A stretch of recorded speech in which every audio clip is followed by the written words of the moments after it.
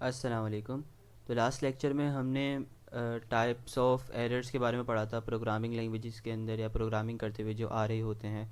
और हमने आईडीई के बारे में पढ़ा था कि आईडीई क्या होती है और आईडीई के बेनिफिट्स क्या होते हैं। आज हम आईडीई के कंपोनेंट्स के बारे में डिस्कशन करने जा रहे हैं। इसके बाद हम वेरिएबल और कांस्टेंट के बारे में थोड़ी बहुत डिस्कशंस करेंगे।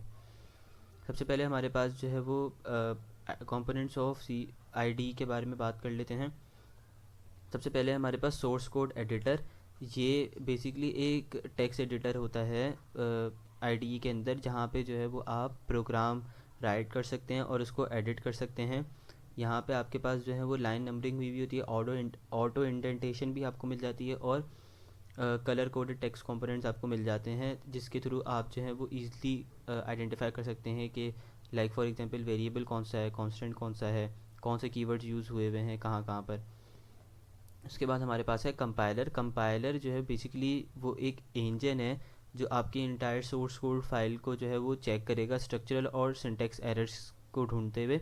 अगर कोई भी हमारे पास एरर जो है वो फाइंड आउट नहीं होता तो ये हमारे पास हमारी जो लैंग्वेज है, हाई लेवल लैंग्वेज, उसको फिर मशीन रीडेबल ऑब्जेक्ट फाइल्स के अंदर जो है वो कन्वर्ट कर देता है। उसके बाद है हमारे पास डीबगर। डीबगर बेसिकली जो टूल है वो इस्तेमाल होता है लॉजिकल एरर्स को फाइंड आउट करने के लिए। ये हमारे पास जो है ये हमारे पास प्रोग्रामर्स को अलाउ करता है कि आप जो है वो प्रोग्राम को स्लोली एग्जीक्यूट करें।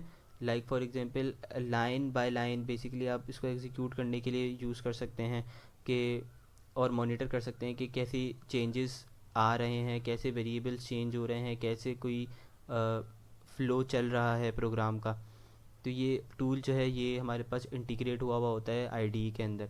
उसके बाद हमारे पास आउटपुट की बात कर लेते हैं या कंसोल स्क्रीन की बात कर लेते हैं। तो हमारे पास आईडीई के अंदर बिल्ट इन कंसोल स्क्रीन मौजूद होती है, जहाँ पे आपका जो फाइनल आउटपुट जो है वो रन होने के बाद आता है, जो यूज़र्स को अलाउ करता है कि वो कोई मतलब इनपुट दे सकें और वहीं पे जो है वो आउटपुट को शो करवा सकें। उसके बाद हम बात कर लेते हैं लिंकर की। लिंकर बेसिकली हमारे पास एक बैकग्राउंड टूल होता है जो हमारे पास कंबाइन बेसिकली कर देता है न्यूली कंपाइल्ड ऑब्जेक्ट कोड को प्री एग्जिस्टिंग सिस्टम की लाइब्रेरी फाइल से, जो हमारे पास हेडर फाइल्स वगैरह यूज़ हो रही होती हैं उनको। बेसिकली आप जब हेडर फाइल्स को इंक्लूड करवा रहे होते हो ना, तो आपको आपके पास बेसिकली आईडीज़ के अंदर जो है वो लिंकर पहले से अवेलेबल होता है, लाइक जिसकी वजह से जो है ना आप हेडर फाइल्स को ईज़िली एक्सेस कर सकते हो आईडीज़ के अंदर। तो जहाँ पे हमें पहले लिंकर की अलग से ज़रूरत पड़ रही होती थी कि ताकि हम जो हेडर फाइल्स वगैरह का नाम अपने कोड के अंदर लिख के यूज़ करना चाह रहे हैं तो उनको मतलब एक्सेस करने के लिए हमें लिंकर को यूज़ करना पड़ता था। मगर अब आईडीज़ के अंदर ये है कि आईडीज़ के अंदर आपको लिंकर ऑटोमेटिकली लिंक हुआ हुआ मिलता है, तो जिसकी वजह से आपको लिंकर अलग से जो है वो इंस्टॉल करने की या फिर कनेक्ट करने की नीड नहीं पड़ती।